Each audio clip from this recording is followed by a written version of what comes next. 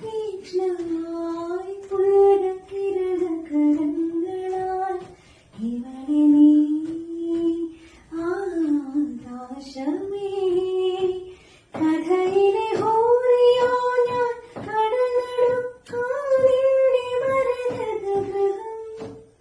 കരുതി വെച്ചു നീ എനിക്കായി